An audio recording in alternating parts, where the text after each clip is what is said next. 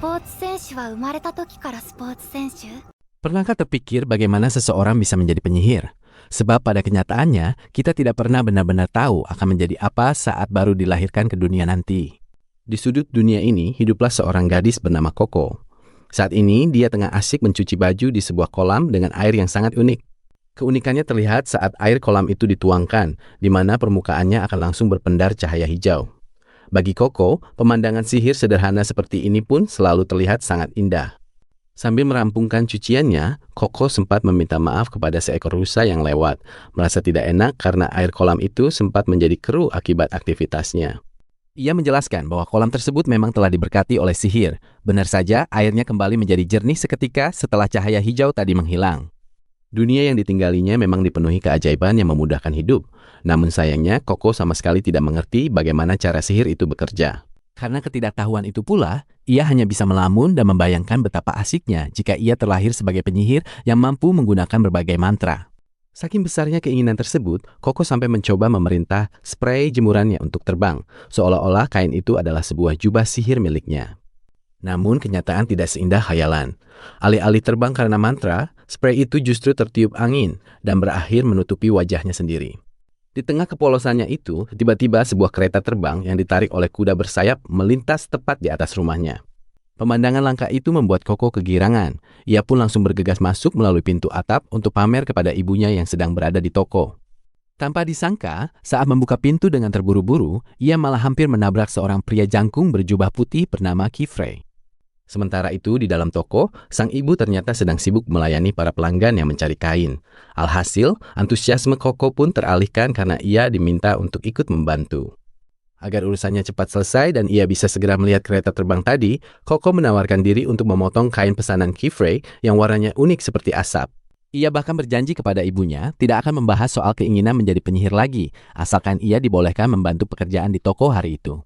Walaupun masih kecil, gerakan tangan Coco ternyata sangat cekatan saat mengukur dan memotong kain menggunakan batu penanda serta pisaunya. Hal tersebut membuat Kifrey merasa kagum, terutama saat melihat tingkat konsentrasi serta hasil kerja Coco yang sangat rapi dan presisi. Kifrey pun sempat bergumam bahwa kemampuan yang dimiliki Coco sudah terasa seperti sihir, namun Coco dengan cepat membantahnya. Sebab bagi Coco, sihir asli harusnya jauh lebih berkilau dan bermakna. Matanya bahkan sampai berkaca-kaca saat membayangkan betapa tingginya nilai sebuah keajaiban yang nyata.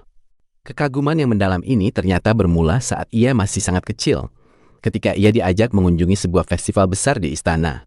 Di sanalah ia bertemu dengan Egwene, seorang penyihir bertopeng yang duduk di sebuah gang gelap sambil menawarkan buku gambar sihir yang sangat misterius. Lewat buku itu, Egwene menunjukkan berbagai proyeksi sihir yang memukau, mulai dari kereta terbang hingga mata air yang senantiasa jernih. Bahkan jalanan di bawah kaki Coco ikut bersinar saat diinjak. Momen itu benar-benar menjadi sebuah kenangan ajaib yang tidak akan pernah bisa ia lupakan seumur hidupnya.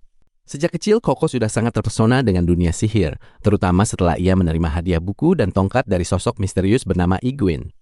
Rasa sayangnya pada benda itu begitu besar, sampai-sampai ibunya heran mengapa Coco lebih memilih buku tersebut ketimbang stroberi panggang manis yang awalnya sangat ia inginkan. Sambil memamerkan buku gambar sihir dan tongkat ungu miliknya, Coco terlihat sangat bangga, seolah-olah ia sudah memegang kunci menuju dunia keajaiban. Di tengah perjalanan pulang, ia bahkan bercerita dengan antusias bahwa suatu saat nanti ia ingin menjadi penyihir hebat agar bisa membuat seluruh dunia terlihat lebih cerah. Namun impian itu seketika terbentur kenyataan saat ibunya menjelaskan dengan lembut bahwa seseorang tidak bisa menjadi penyihir kecuali terlahir dengan kekuatan sihir. Mendengar hal itu, Coco merasa sangat sedih karena menyadari dirinya hanyalah orang biasa. Meski dalam hati, ia tetap berharap sebuah keajaiban akan datang menghampirinya. Melihat putrinya lesu, sang ibu mencoba memberi harapan kecil bahwa jika tanah yang mereka pijak terus bersinar hingga ke rumah, mungkin Coco memang bisa menggunakan sihir. Sayangnya, harapan itu sirna saat mereka masuk ke lorong yang gelap.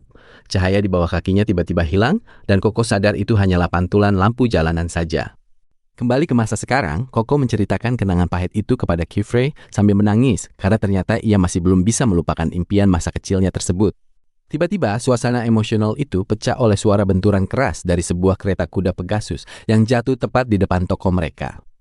Coco segera bergegas keluar untuk melihat apa yang terjadi dan menemukan dua anak laki-laki yang sedang bertengkar di dekat kereta ayah mereka yang sudah rusak parah. Di sisi lain, beberapa wanita bangsawan tampak panik karena tidak bisa pulang. Sementara ibu Koko sibuk meminta maaf atas kekacauan yang ditimbulkan oleh anak-anak tersebut. Melihat situasi yang semakin membingungkan, Kifrey tiba-tiba muncul dan menawarkan diri untuk memperbaiki kereta tersebut di hadapan semua orang. Meski warga sempat merasa ragu, Kifrey langsung mengambil topi putih runcing dari balik jubahnya untuk menunjukkan jati dirinya yang sebenarnya. Hal ini membuat semua orang terkejut, apalagi saat Kifrey menyatakan bahwa ia akan menggunakan mantra pelindung khusus untuk memperbaiki lantai kereta yang hancur. Karena Kifrey membutuhkan tempat yang tenang untuk bekerja, Koko pun menawarkan area bengkel milik ibunya agar bisa digunakan oleh sang penyihir. Dalam hatinya, Koko merasa sangat senang karena inilah kesempatan langka baginya untuk bisa melihat proses pembuatan sihir secara langsung dengan matanya sendiri. Namun, Kifrey justru meminta bantuan Koko untuk berjaga di depan pintu dan memastikan agar tidak ada satu orang pun, termasuk dirinya, yang mengintip ke dalam. Meski sudah dilarang, rasa penasaran Koko semakin membuncah karena selama ini rahasia cara kerja sihir memang selalu tertutup rapat bagi orang biasa. Saat sedang melamun, Choco melihat anak-anak desa lari ke arah bengkel, yang akhirnya memicu dirinya untuk ikut menyelinap dan naik ke atas atap bangunan tersebut. Mereka mencoba mengintip dari celah jendela kayu di atap untuk mencari tahu apa yang terjadi. Namun, suasana di dalam bengkel ternyata terlihat sangat gelap. Setelah muncul kilatan cahaya biru yang terang dari jendela, Koko segera turun dan mencoba mencari celah lain agar bisa mengintip lewat pintu kayu. Sambil memeluk bukunya erat-erat, Koko merasa sangat gugup karena ia tahu tindakannya ini salah dan telah melanggar janji yang ia berikan kepada Kifrey. Tetapi rasa ingin tahunya menang, sehingga Koko memberanikan diri untuk mengintip melalui garis cahaya yang menembus celah pintu tersebut. Koko terbelalak saat melihat apa yang ada di dalam. Kifrey ternyata sedang menggambar pola rumit di atas permukaan kayu menggunakan sebuah pena sihir. Seketika itu juga Koko terkejut karena ia baru menyadari bahwa sihir bukanlah sesuatu yang diucapkan, melainkan sebuah seni menggambar pola yang sangat detail. Di saat itulah Koko akhirnya memahami rahasia besar dunia sihir, bahwa mantra sebenarnya harus digambar dan bukan sekedar dipicu lewat tongkat. Momen ini menyadarkan Koko kalau benda yang ia beli saat kecil dulu sebenarnya bukanlah mainan, melainkan alat asli untuk menggambar segel sihir. Begitu Kifrey selesai bekerja, Koko langsung bersembunyi agar tidak ketahuan, sementara kereta Pegasus yang sudah pulih kini mulai terbang kembali ke langit. Saat berjalan pulang di waktu senja, ibu Koko merasa sangat lega karena ternyata putrinya tidak meminta untuk ikut pergi bersama penyihir tadi. Sebagai bentuk rasa sayangnya, Koko memeluk ibunya dengan sangat erat sambil berjanji bahwa ia tidak akan pernah meninggalkannya sendirian di rumah. Akhirnya mereka melanjutkan aktivitas seperti biasa dan menutup hari yang penuh kejutan itu dengan menyantap sup hangat untuk makan malam bersama. Begitu masuk ke kamarnya, Koko mengucapkan selamat malam, meski pikirannya masih terus terbayang oleh rahasia luar biasa tentang cara menggambar sihir. Tepat setelah ibunya mengucapkan selamat tidur, Koko bergegas masuk ke kamar dan menutup pintu. Rasa penasarannya sudah tak terbendung untuk segera memeriksa pena kayu misterius pemberian Iguin. Saat mengamati pena itu lebih dekat, Koko menyadari sebuah kenyataan besar bahwa benda tersebut bukan sekedar hiasan, melainkan tongkat sihir asli yang bisa digunakan untuk menggambar pola mantra. Didorong rasa ingin tahu, dengan tangan yang sedikit gemetar, dia mulai menyiapkan tinta ungu dan mencoba menggoreskan pola sihir pertamanya di atas secari kertas. Awalnya dia sempat merasa gagal karena tidak ada reaksi apapun yang muncul. Namun, Koko tidak menyerah begitu saja dan terus mencoba menggambar ulang polanya hingga larut malam. Tanpa disangka, pola yang dia gambar tiba-tiba mengeluarkan cahaya terang. Koko tersentak kaget sekaligus girang karena ternyata dia benar-benar bisa membangkitkan sihir di dalam kamarnya sendiri. Saking gembiranya, dia sampai melompat dan berguling-guling di atas kasur. Bukannya berhenti, keberhasilan itu justru membuat rasa penasarannya semakin besar untuk mencoba satu pola sihir lagi. Sementara itu, jauh di tengah hutan, Kifrey merasakan ada getaran energi sihir yang tidak beres. Dia pun langsung bergegas menuju ke arah rumah Koko untuk memastikan apa yang terjadi. Di sisi lain, percobaan sihir Koko mulai tak terkendali hingga hampir membakar kamarnya. Bukannya takut, hal tersebut justru membuatnya semakin nekat untuk mencoba pola yang jauh lebih rumit. Dia akhirnya memutuskan untuk menjiplak pola dari buku misterius miliknya agar hasilnya sempurna, tanpa sedikit pun menyadari bahwa tindakannya itu akan memicu bencana besar. Untungnya, Kifrey datang tepat waktu. Dia langsung menarik Koko keluar tepat saat rumah gadis itu mulai meledak akibat luapan energi sihir terlarang yang sangat kuat. Seketika bencana yang lebih buruk terjadi. Kristal biru raksasa mendadak muncul dan membekukan seluruh rumah beserta ibunya tepat di depan mata Koko. Setelah keadaan sedikit tenang, Kifrey menjelaskan bahwa rahasia menggambar sihir memang harus disembunyikan rapat-rapat agar kejadian mengerikan seperti ini tidak menimpa orang lain. Karena Koko sudah terlanjur mengetahui rahasia tersebut, Kifrey berniat menghapus ingatannya. Namun, Koko memohon dengan sangat agar tetap dibiarkan mengingat segalanya demi menyelamatkan ibunya. Akhirnya Kifrey menyadari bahwa buku itu milik kelompok penyihir terlarang. Dia pun memutuskan membiarkan Koko tetap ingat segalanya sebagai petunjuk penting untuk mengejar mereka. Alhasil, satu-satunya pilihan bagi Koko agar ingatannya tidak dihapus adalah dengan setuju untuk dididik menjadi seorang penyihir dan ikut menjaga rahasia besar mereka. Kini petualangan baru pun dimulai saat Kifrey membawa Koko terbang menembus awan untuk menjadikannya seorang penyihir sejati demi menyelamatkan sang ibu. Koko perlahan terbangun di dalam sebuah kereta kuda terbang. Sambil masih mengantuk, ia sesekali mengucek matanya untuk mengumpulkan kesadaran. Namun rasa kantuk itu segera berganti dengan kebingungan saat ia memperhatikan sekeliling, menyadari bahwa suasana di dalam kereta tersebut terasa sangat asing baginya. Cuplikan saat Kifrey menyapa Koko yang baru terbangun dan menjelaskan bahwa mereka sedang menempuh perjalanan menggunakan kereta Pegasus. Tak lama kemudian, Kifrey menunjuk ke arah jendela untuk memperlihatkan pemandangan lembah hijau yang membentang indah di bawah mereka. Ternyata di lembah itulah letak atelier miliknya yang nantinya akan menjadi sekolah sihir tempat Koko menuntut ilmu.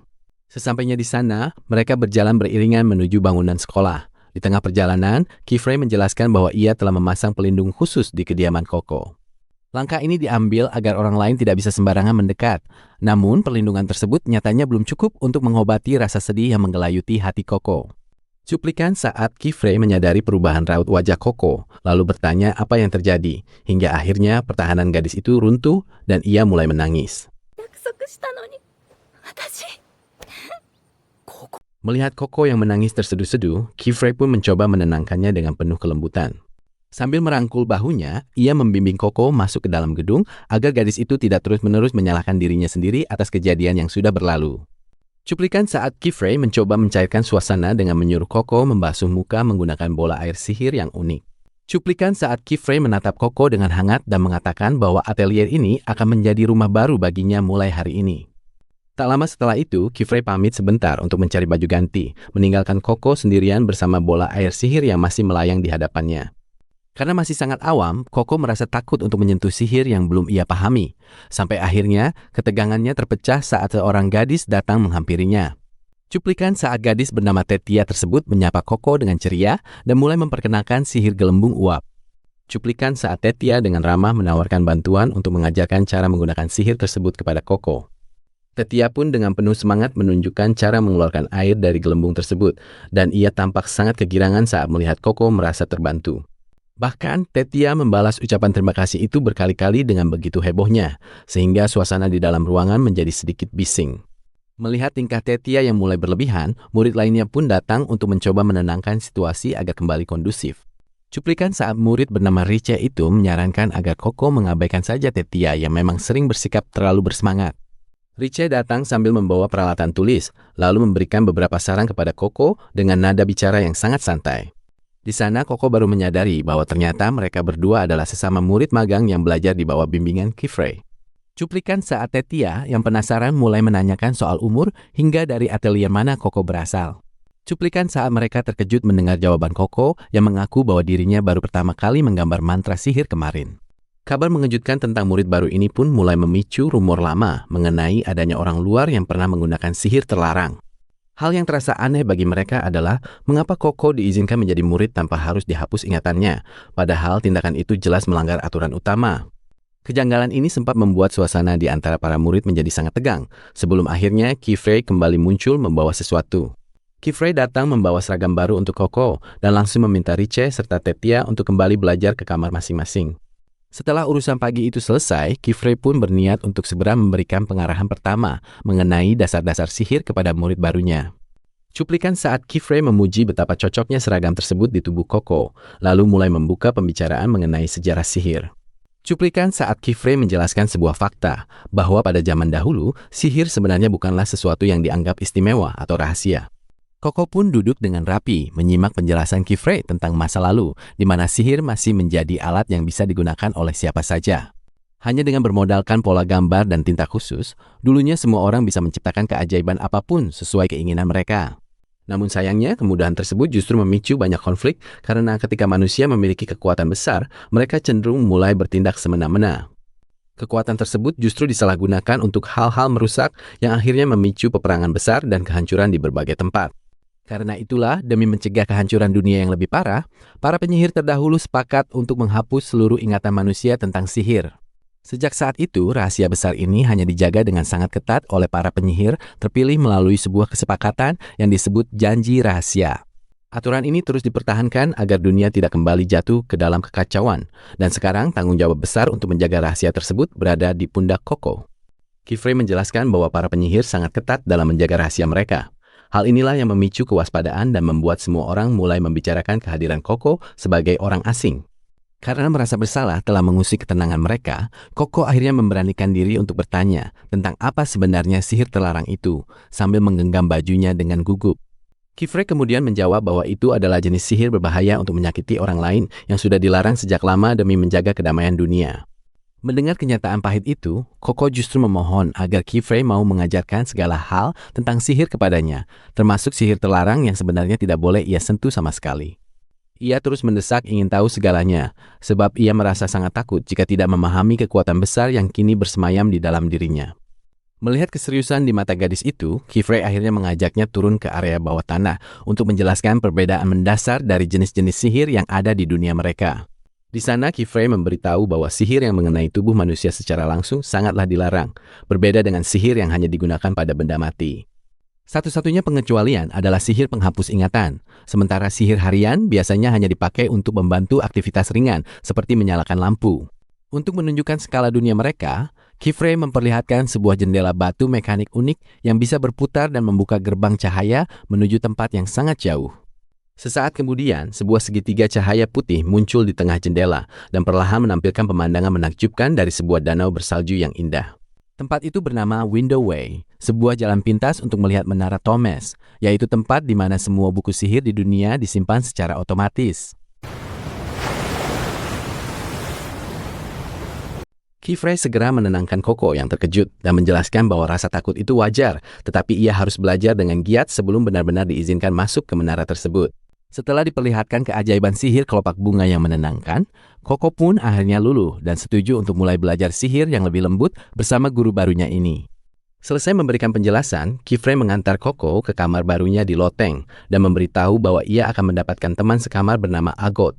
Koko diminta untuk beristirahat sejenak di sana, sementara Kifrey izin pergi sebentar untuk mengurus beberapa urusan pribadinya yang mendesak. Lewat alat komunikasi ajaib, Kifrey pun melaporkan bahwa Koko sudah resmi menjadi muridnya, meski ia masih memilih untuk merahasiakan misteri soal buku gambar itu dari pihak luar. Sementara itu, saat Koko sedang asik memperhatikan meja kerja di kamarnya, tiba-tiba muncul sosok Agot yang turun dari jendela dengan bantuan sihir terbang. Tanpa basa-basi, Agot langsung mengenali Koko sebagai orang asing yang ramai dibicarakan dan merasa tidak mungkin orang luar sepertinya bisa menjadi seorang penyihir sungguhan. Meski Agot bersikap sangat dingin dan meragukannya, Koko tetap teguh pada pendiriannya untuk terus belajar demi bisa menyelamatkan ibunya kembali ke bentuk semula. Untungnya, suasana tegang di antara mereka berdua langsung mencair setelah Tetia dan Riche datang dengan ceria untuk mengajak mereka makan di pesta penyambutan Koko.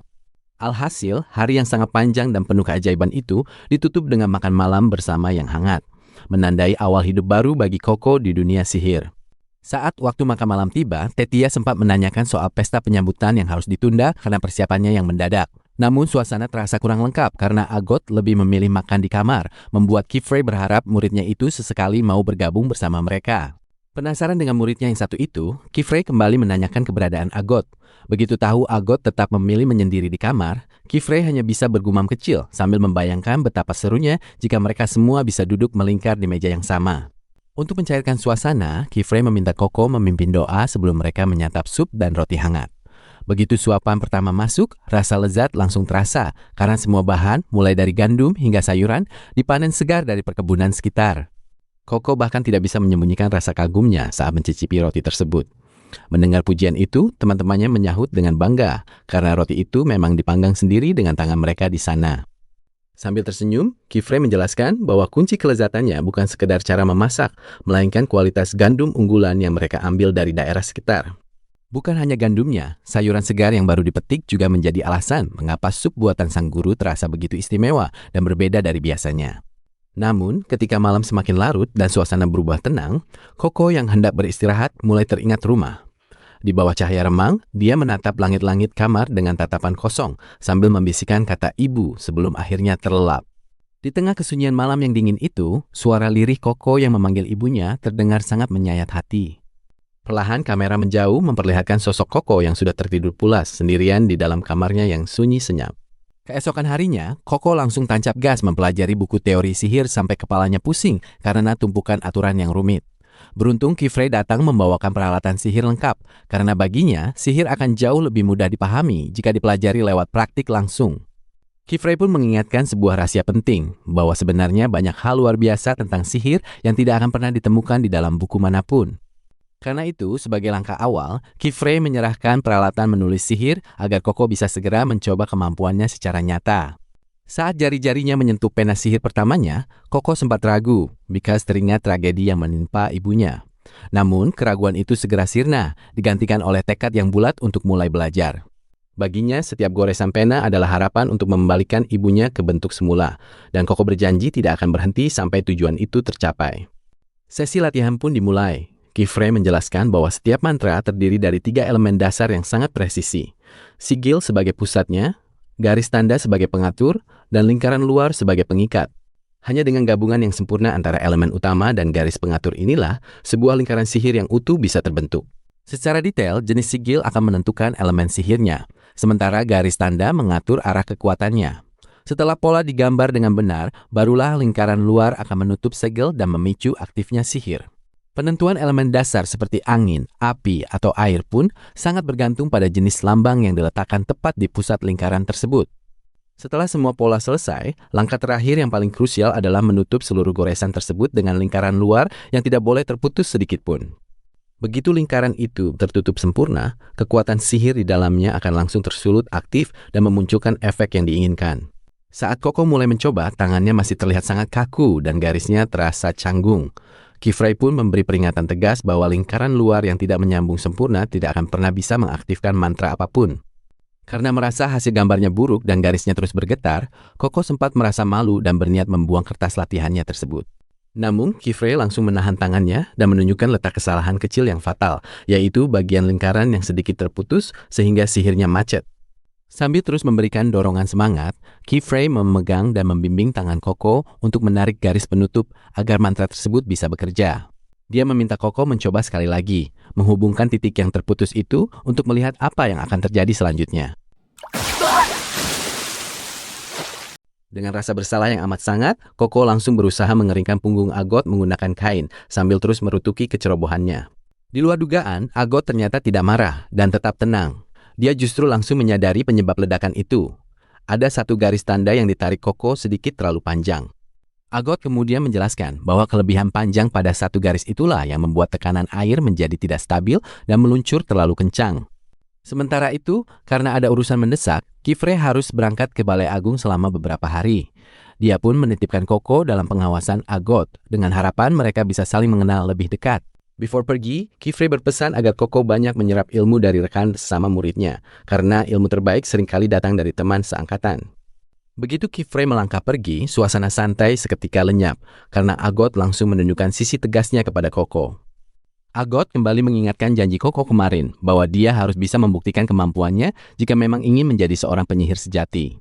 Baginya waktu untuk belajar sambil bermain sudah berakhir, dan sekarang adalah saatnya bagi Koko untuk menghadapi ujian yang sebenarnya.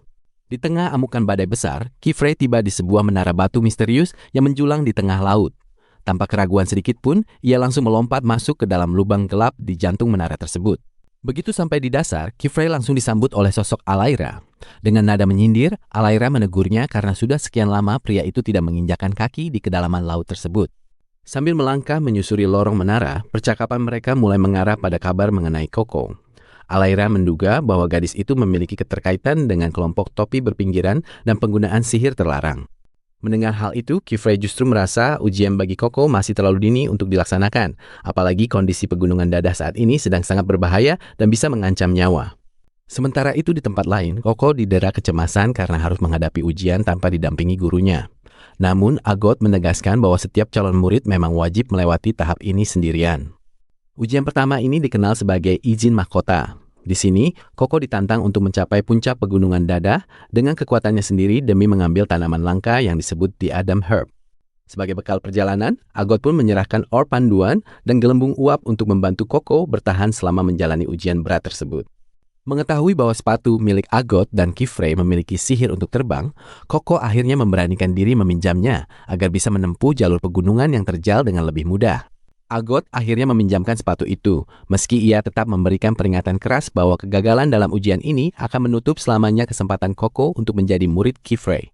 Begitu memasuki hutan yang gelap, kesulitan mulai menghadang saat Koko kewalahan menggunakan orb panduan. Ia bahkan sempat terjatuh berkali-kali akibat tersangkut akar pohon yang melilit lantai hutan. Sambil memandang kemegahan pegunungan Dadah di hadapannya, Koko terus memacu semangatnya. Ia mencoba membandingkan kemampuannya dengan Agot agar tidak mudah menyerah pada keadaan. Setelah jatuh bangun mencoba, akhirnya Koko berhasil melayang di udara, meski ia sempat teringat ucapan Kifrey yang menyamakan gerakannya dengan anak kuda yang baru belajar berjalan. Melihat seekor burung terbang bebas di antara pulau melayang membuat semangat Koko berkobar kembali. Namun di sisi lain, jauh di bawah permukaan laut, sebuah permohonan sihir mulai diproses di dalam kota air yang sunyi. Di sebuah toko, Kifrey sedang sibuk mengurus berkas permohonan. Ia bahkan sempat disarankan untuk tinggal di aula besar saja demi mempermudah urusannya yang menumpuk. Melihat kesibukan itu, Alaira yang mengawasi dari balik tirai mengingatkan Kifrey agar jangan sampai lengah mengawasi murid-muridnya, karena anak-anak sering melakukan hal di luar dugaan. Benar saja, jauh dari pengawasan gurunya, Koko sedang asik berlatih keseimbangan dengan sepatu terbang di pegunungan Dada sampai ia mulai merasa kewalahan. Sialnya, saat ia mencoba membersihkan lumpur yang menempel, segel sihir di sepatunya justru luntur, dan tinta sihir di tasnya ikut tumpah berantakan. Hal ini seketika membuat Koko panik, apalagi setelah ia menyadari kalau segel sihir di sepatunya benar-benar hilang karena tidak sengaja terhapus. Sementara itu di asrama, Tetia mulai cemas karena jam makan malam sudah tiba. Tapi Koko yang nekat pergi ujian sendirian itu belum juga menampakkan batang hidungnya. Berbeda dengan Tetia, Agot justru bersikap dingin dan merasa kalau Koko gagal dalam ujian semudah itu. Berarti ia memang tidak pantas menjadi seorang murid penyihir. Tanpa bisa berbuat banyak, akhirnya Tetia dan Richeh hanya bisa menunggu kepulangan Kifrey sambil makan malam dengan perasaan gelisah memikirkan nasib teman baru mereka. Hari pun berganti malam. Dan Koko masih terjebak di atas perahu. Ia berusaha menggambar ulang mantranya meski tintanya terus melebar karena sepatunya masih sangat basah. Dalam kondisi yang makin terdesak ini, Koko mulai meragukan dirinya sendiri dan merasa tidak punya bakat spesial seperti penyihir lain yang sudah belajar sejak kecil. Namun tiba-tiba ia teringat masa kecilnya saat belajar menggambar garis lurus bersama ibunya, yang menyadarkannya bahwa ketelitian tangannya selama ini adalah sebuah kelebihan. Ditambah ingatan akan pujian dari Kifrey, Koko akhirnya tersadar kalau ia punya caranya sendiri dan tidak boleh menyerah begitu saja di tengah kegelapan ini. Hingga sebuah ide cerdik muncul, di mana ia memanfaatkan jubahnya yang sudah kaku karena lumpur kering sebagai media baru untuk menggambar lingkaran sihirnya. Berbekal ide di kepalanya, Koko mulai menggoreskan tinta sihir ke atas kain merah untuk membuat lingkaran sihir yang cukup besar. Namun di tengah konsentrasinya, tiba-tiba muncul bayangan Kifrey di belakangnya, seolah sedang mendampingi dan memberikan arahan langsung. Dalam bayangan itu, Kifrey menasihati Koko bahwa wajar jika tangannya belum stabil, karena ia baru pertama kali belajar menggunakan alat tersebut. Mendengar nasihat itu, Koko pun memilih menggunakan teknik yang lebih ia kuasai, supaya jemarinya bisa bergerak bebas dan menggambar dengan alami. Keesokan paginya, suasana terasa lebih tenang saat Koko menyapa Brush Buddy yang terlihat sudah merasa sangat nyaman di atas rakit kayu. Akan tetapi, ia kemudian menyadari kalau lingkaran sihir buatannya terlihat agak berantakan karena posisinya tidak pas di tengah kain. Meski begitu, Koko sengaja membuat salah satu tandanya lebih panjang karena ingin membuktikan sesuatu tentang cara energinya mengalir. Tanpa ragu lagi, Koko kini bersiap untuk segera menutup lingkaran sihir buatannya tersebut. Alhasil, kapal kayunya terus berputar-putar tidak terkendali di udara, memaksa Koko untuk berpegangan kuat pada tiang kayu agar tidak terpental jatuh. Setelah berhasil menyeimbangkan diri, ia merasa sangat lega sekaligus senang karena akhirnya benar-benar bisa terbang menggunakan mantra buatannya sendiri. Sambil menangis haru, ia baru menyadari kalau kebiasaannya membantu sang ibu dulu ternyata menjadi bekal berharga dalam mempelajari ilmu sihir. Tak lama kemudian, The Adam Herb yang ia cari akhirnya terlihat di sebuah pulau terapung, membuat Koko segera melakukan manuver menukik ke bawah. Walaupun kapalnya sempat bergoyang tidak stabil di antara tebing-tebing tinggi, Koko tetap berusaha keras mengendalikan rakitnya dengan penuh tekad. Dengan satu gerakan mantap, ia akhirnya berhasil mengambil bunga merah itu dan berjanji akan bertanggung jawab atas semua tindakan nekatnya hari ini. Sementara itu di akademi, Kifrey dan murid lainnya justru merasa cemas karena menganggap ujian ini masih terlalu dini bagi kemampuan Koko. Namun tiba-tiba, sebuah portal bercahaya muncul di tengah ruangan dan Koko melangkah keluar dengan selamat, membuat semua orang di sana merasa sangat lega. Sambil menunjukkan bunga di tangannya, Koko langsung berseru kepada Agot bahwa ia telah berhasil mengambil diadem herb tersebut sebagai bukti. Melihat keberhasilan temannya itu, Agot hanya terdiam tanpa sepatah kata pun, lalu berbalik pergi meninggalkan mereka begitu saja. Setelah suasana sedikit tenang, Kifrey memberikan peringatan keras bahwa merapal sihir tanpa persiapan dasar sangatlah berbahaya karena bisa mempertaruhkan nyawa. Tetapi setelah itu, Kifrey tersenyum dan memberikan kotak berisi jubah hijau serta topi kerucut sebagai tanda bahwa Koko resmi menjadi muridnya. Sebab jubah dan topi ini adalah simbol kebanggaan sekaligus pengingat agar para penyihir tidak pernah menyalahgunakan kekuatan sihir yang mereka miliki. Saat mengenakan topi barunya, Koko terlihat sangat bahagia karena impian besarnya untuk menjadi seorang penyihir akhirnya benar-benar mencapai. Setelah momen emosional tersebut, mereka pun bersiap untuk makan dan mandi bersama, sementara Tetia terlihat paling bersemangat merayakan kembalinya Koko. Pelajaran dimulai saat Kifrey menjelaskan 4 elemen dasar sihir yang sangat penting, yaitu air, tanah, angin, dan api, atau yang biasa disebut sebagai 4 sihir utama. Sambil memberikan beberapa contoh nyata, Kifrey pun mulai menggali lebih dalam mengenai prinsip kerja dari keempat sihir tersebut di hadapan para muridnya.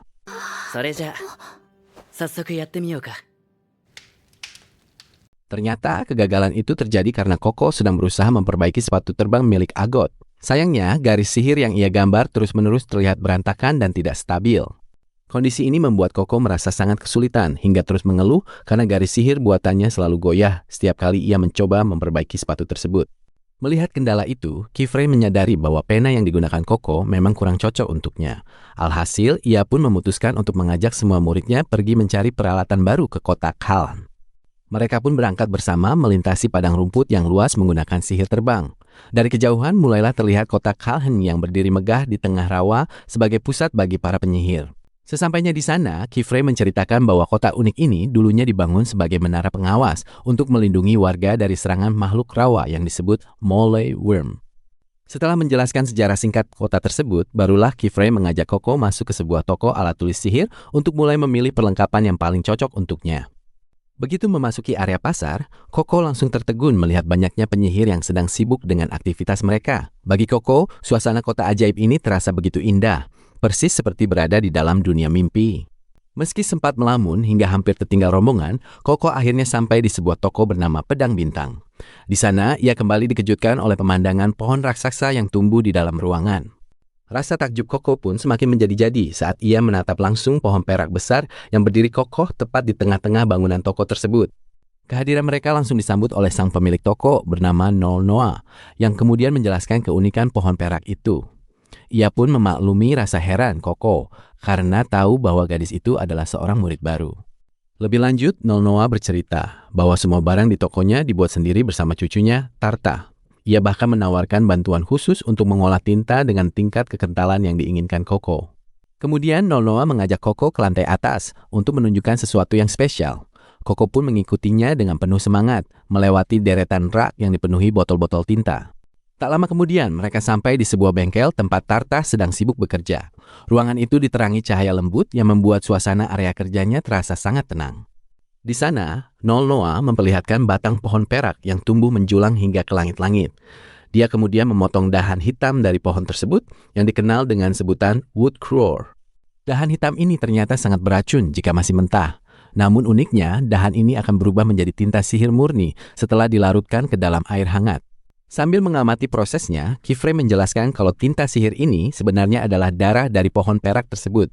Bagi para penyihir di seluruh dunia, tinta semacam ini merupakan bahan yang sangat berharga. Sebab, berbeda dengan tinta biasa yang hanya dibuat dari jelaga kayu bakar, tinta sihir dari wood crore ini memiliki asal-usul yang jauh lebih istimewa.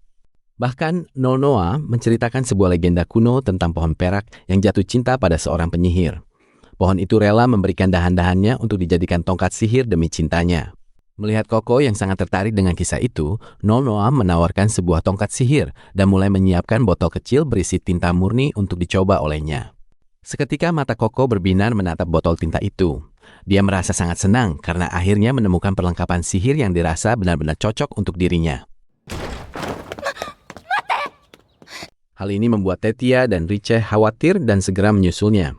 Sementara itu, Agot yang tadinya sedang berada di pasar juga ikut ditarik untuk mengejar teman mereka yang tiba-tiba pergi itu. Kejadian yang mendadak ini membuat Kifrey terkejut. Dia mencoba memanggil murid-muridnya, namun mereka sudah telanjur lari meninggalkan toko dengan terburu-buru. Aksi kejar-kejaran itu terus berlanjut sampai mereka masuk ke sebuah lorong putih yang terasa asing. Di sana, sosok Brush Buddy terus memimpin jalan tepat di depan rombongan para gadis.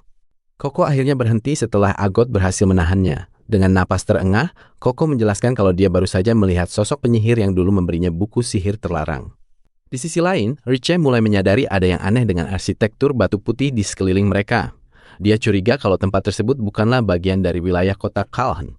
Tanpa disadari, mereka sepertinya sudah berpindah tempat ke lokasi yang jauh. Padahal, penggunaan sihir teleportasi langsung seperti ini seharusnya dilarang keras untuk digunakan oleh siapapun. Rasa takut pun mulai muncul saat mereka menyadari bahwa mereka sedang diawasi oleh Iguin. Penyihir bertopi lebar itu berdiri dengan angkuh di atas tebing yang tinggi, menatap ke arah mereka.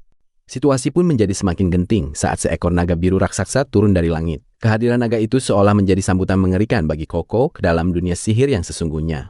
Di sisi lain, Kifrey dan Beldaruit dilanda kebingungan mencari keberadaan anak-anak. Hingga akhirnya, Tartah datang membawa kabar mendesak bahwa mereka tengah mengejar sosok misterius bertopeng mata satu. Tartah menjelaskan lebih detail bahwa ia melihat anak-anak itu membuntuti penyihir berpakaian aneh yang gerak-geriknya sangat mencurigakan di tengah kota. Namun, pengejaran itu justru berujung maut saat seekor naga raksasa tiba-tiba muncul di hadapan mereka. Membuat Tetia dan Riche gemetar ketakutan melihat taring serta tatapan matanya yang mengerikan. Melihat nyawa mereka terancam, Agot segera mengambil kendali dan menginstruksikan teman-temannya untuk bersiap lari sekuat tenaga begitu mereka berhasil keluar dari jangkauan naga tersebut. Di tengah situasi genting ini, Agot tetap berusaha tenang sambil memerintahkan yang lain untuk terus menjaga kontak mata dengan si naga dan mundur perlahan agar tidak memancing serangan mendadak. Begitu ada celah sempit, Agot langsung meneriakkan aba-aba untuk lari. Sementara naga itu mulai mengamuk dan mengejar mereka melewati lorong-lorong bangunan yang sesak. Karena terus terdesak oleh kejaran monster itu, Agot dan Koko akhirnya bekerja sama melepaskan sihir gabungan api dan angin yang dahsyat hanya untuk menahan sang naga sementara waktu. Kecepatan serangan itu ternyata berkat persiapan matang Agot yang sudah menggambar mantra di buku catatan kecilnya agar bisa langsung diaktifkan saat darurat. Meski Koko sempat terpukau dengan kehebatan sihir tersebut, Agot segera menyadarkannya bahwa mereka masih dalam bahaya besar dan tidak boleh lengah sedikit pun. Suasana pun kian mencekam saat keputusasaan mulai merayap, membuat mereka merasa bahwa hidup mereka mungkin akan berakhir di tangan naga yang tak kenal ampun itu. Sialnya, pelarian mereka justru terhenti di sebuah jalan buntu, yang seketika membuat pertahanan mental Tetia hancur hingga ia menangis histeris karena merasa tidak ada lagi jalan keluar. Melihat temannya mulai menyerah, Agot mencoba menenangkan Tetia dengan keras dan mengingatkan bahwa sebagai calon penyihir, mereka harus tetap tegar menghadapi maut. Tanpa membuang waktu, Agot kemudian menyusun rencana nekat untuk menggunakan sihir penghancur dinding demi menciptakan jalan keluar darurat bagi mereka semua. Ia sangat yakin bahwa segel sihir yang sedang ia siapkan dengan teliti ini akan memberikan mereka cukup waktu untuk benar-benar lolos dari terkaman naga. Di sisi lain, Tetia pun menunjukkan keberaniannya dengan menjadikan jubah hijaunya sebagai umpan terbang untuk mengalihkan perhatian sang naga selama Agot merapal mantra. Namun, tepat saat Agot sedang fokus menggambar, Koko yang panik malah memegang bahunya. Sebuah kesalahan fatal yang membuat fokus Agot buyar dan memicu kemarahannya. Dalam kemarahan itu, Agot mulai menyalahkan Koko atas semua kekacauan yang terjadi. Mulai dari insiden tragis ibunya yang membatu, hingga situasi hidup dan mati yang mereka alami sekarang. Untungnya, di tengah perdebatan itu, Riche bergerak cepat menyelesaikan sihir yang meledakkan lubang besar di dinding, memberikan celah bagi mereka untuk segera keluar dari kepungan. Akhirnya Agot mengakui kehebatan Riche dan segera mengajak mereka semua meninggalkan tempat terkutuk itu melalui lubang yang baru saja tercipta. Meski berhasil lolos, suasana di dalam kelompok ini mendadak jadi sangat canggung, meninggalkan Koko dalam rasa bersalah yang mendalam atas segala perbuatannya. Hal ini membuat Koko mulai mempertanyakan kemampuannya sendiri dan merenungkan apa sebenarnya peran yang harus ia jalani sebagai seorang murid penyihir di masa depan. Sementara itu, Kifrey yang terus menyusuri kota saat matahari terbenam dikejutkan oleh fakta bahwa kelompok topi bertepi ternyata sudah mulai mengontak murid-muridnya secara langsung. Kehadiran faksi terlarang ini benar-benar di luar dugaan, dan Kifrey tidak menyangka mereka akan seberani itu menampakkan diri di tempat terbuka seperti ini. Mengingat kelompok topi bertepi adalah faksi berbahaya yang menghalalkan sihir terlarang, Kifrey semakin khawatir karena mereka sepertinya memang sengaja mengincar Koko sebagai target utama. Beruntung, di tengah kekalutan itu, Brass Buddy akhirnya bertemu dengan Kifrey dan menunjukkan arah perginya Koko, memberi harapan baru bagi sang guru untuk menyusul mereka. Dengan waktu yang semakin menipis, Kifrey pun terus berlari kencang sebelum hari benar-benar gelap, sambil terus berdoa agar semua muridnya masih dalam keadaan selamat. Koko terjatuh ke dalam labirin batu yang membingungkan. Tanpa disangka, seekor naga biru besar terbang dan mendarat tepat di tengah area tersebut. Naga itu mendarat dengan tenang, membuat Koko hanya bisa terdiam ketakutan sambil bersandar di dinding labirin yang dingin. Beruntung, Riche, Agot, dan Tetia akhirnya berhasil menemukan keberadaan Koko, meskipun lagi-lagi Riche harus membuat lubang besar di dinding labirin untuk bisa lewat. Sambil bersiap-siap, mereka segera mencari tempat untuk bersembunyi karena udara di sekitar labirin mulai terasa semakin menggigit. Suasana di dalam labirin yang semakin mencekam ini membuat Tetia sangat tertekan, hingga dia hanya bisa duduk di sudut sambil meringkuk sedih. Melihat temannya tampak sangat terpukul, Koko kemudian perlahan berjalan mendekati Tetia untuk memberikan bantuan. Koko mendekat hanya untuk mengembalikan topinya yang sempat terjatuh, sekaligus menanyakan keadaan Tetia untuk memastikan dia baik-baik saja. Setelah Tetia mengambil topinya, Koko meminta maaf dengan tulus karena merasa semua kekacauan ini adalah akibat dari kesalahannya. Bahkan, Koko rela melepas jubah magisnya dan mengajak Tetia untuk bersembunyi bersama di balik jubah itu agar mereka tetap hangat. Alhasil, mereka berdua pun duduk berhimpitan di bawah jubah tersebut untuk saling berbagi kehangatan di tengah udara yang membeku. Di sana, Koko bercerita bahwa jubah magis ini selalu membuatnya merasa aman dan berani, meskipun sebenarnya dia sendiri juga sedang gemetar ketakutan. Namun, Koko ingin Tetia yang memakai jubah itu sekarang, karena dia yakin Tetia bisa memberikan bantuan yang lebih besar nantinya. Tergerak oleh kebaikan Koko, Tetia mulai mengeluarkan sihir andalannya, hingga menciptakan gumpalan awan putih yang memenuhi seluruh ruangan batu.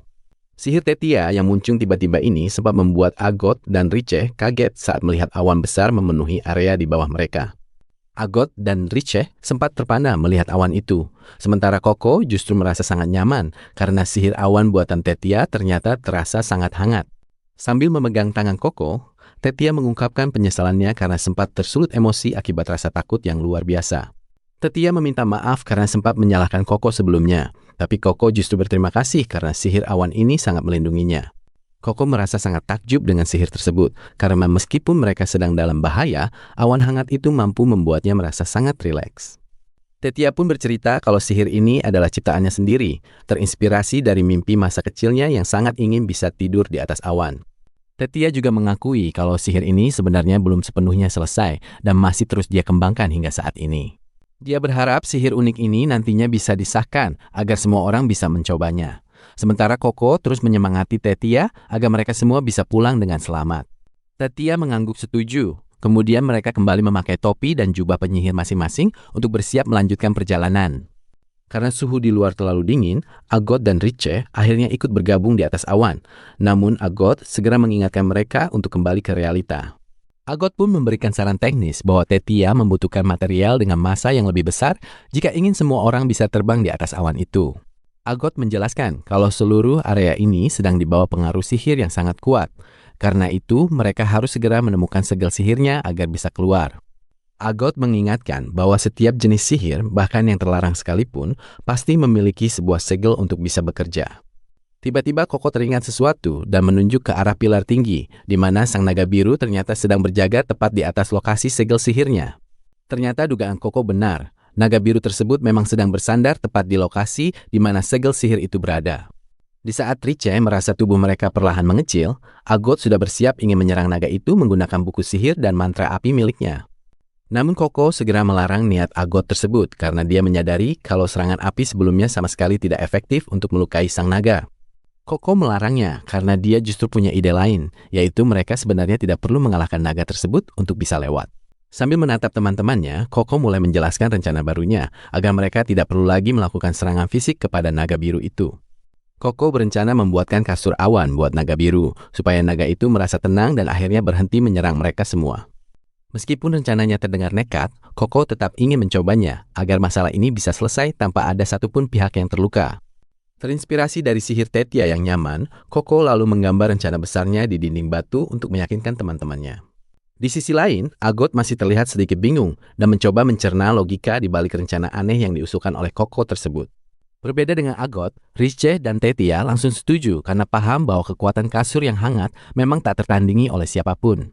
Akhirnya Agot pun setuju karena dia mengakui kalau makhluk hidup manapun memang akan sulit menahan godaan dari kasur yang hangat.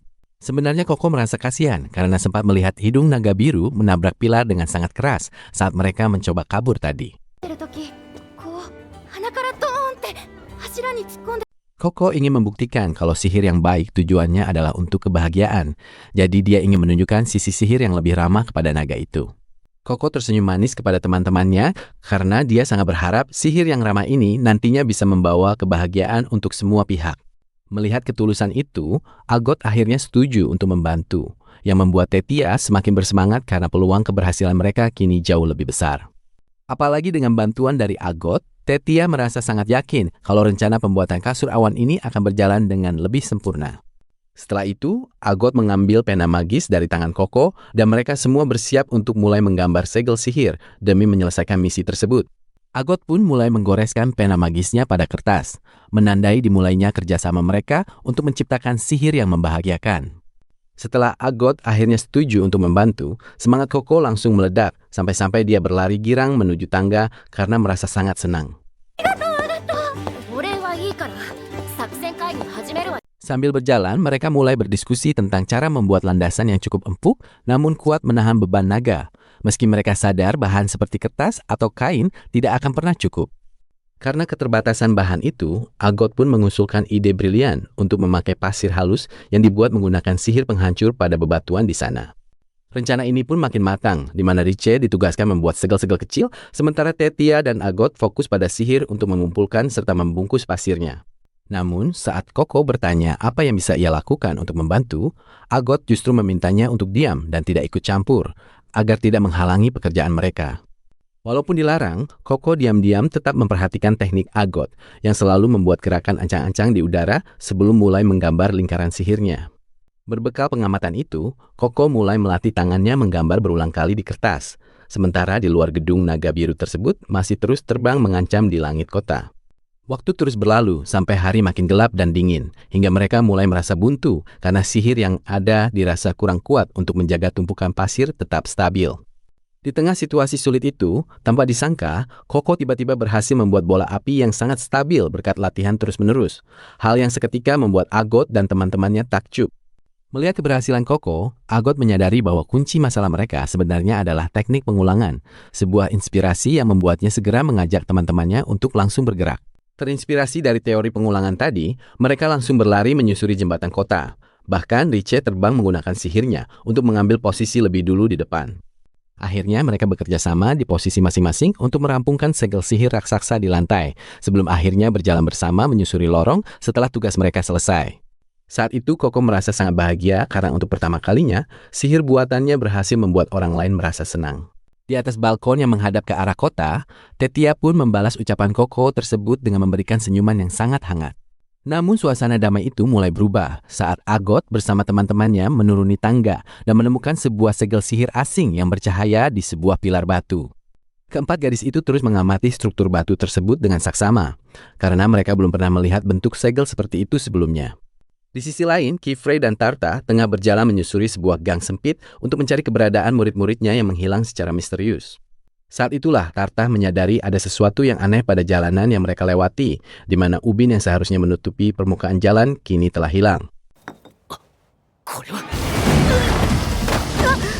Melihat pusaran tersebut semakin membesar, Kifrey segera mengangkat jubahnya untuk melindungi diri dan bersiap menghadapi ancaman yang muncul. Sialnya, di tengah kekacauan itu, tangga di bawah kaki Koko runtuh hingga membuatnya tergelincir dan terjatuh ke dalam sebuah lubang kegelapan. Kondisi Koko pun semakin gawat karena saat itu ia tidak sedang memakai sepatu terbangnya, sehingga ia tidak bisa menahan diri agar tidak terus terjatuh. Beruntung dengan gerakan yang sangat cepat, Keyframe muncul tepat waktu untuk menyelamatkan Agot dari reruntuhan batu yang berjatuhan di sekitarnya. Sambil mendekap Agot dengan erat, Keyframe segera terbang melayang melewati sisa-sisa reruntuhan untuk mencari posisi yang lebih aman. Untuk mengakhiri segalanya, Keyframe melepaskan mantra sihir dahsyat berbentuk naga emas yang bercahaya terang untuk meredam seluruh kekacauan di kota tersebut. Naga emas tersebut menerjang naga hijau yang mengamuk, hingga akhirnya monster itu lenyap dan berubah menjadi partikel cahaya serta kelopak bunga.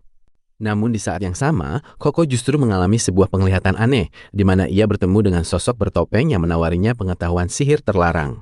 Sosok misterius itu terus mendekati Koko di dalam ruang hampa yang gelap, sambil membisikkan sesuatu yang sangat mengejutkan bagi dirinya. Alhasil, setelah tersadar dan mendapati dirinya berada di sebuah gang bersama teman-temannya, Koko mulai menitikkan air mata karena merasa sangat tertekan. Tangisan Koko pun pecah dan ia menutup wajahnya dengan kedua tangan sambil terisak karena merasa telah melibatkan teman-temannya dalam bahaya besar. Melihat hal itu, Keyframe berusaha menenangkan Koko dengan menjelaskan bahwa ide kreatif yang ia miliki merupakan inti terpenting dalam menggunakan sihir. Setelah mendengar perkataan gurunya, Koko pun mulai bisa tersenyum kembali, meskipun sisa air mata masih terlihat membasahi kedua pipinya. Setelah situasi mereda, Keyframe meminta Noa untuk menyelidiki komposisi tinta pada segel sihir tadi, dan merahasiakan kejadian ini dari pihak berwenang. Bahkan dengan tatapan mata yang sangat serius, Keyframe sekali lagi menegaskan kepada Noa agar tidak menceritakan rahasia tentang sihir ini kepada siapapun.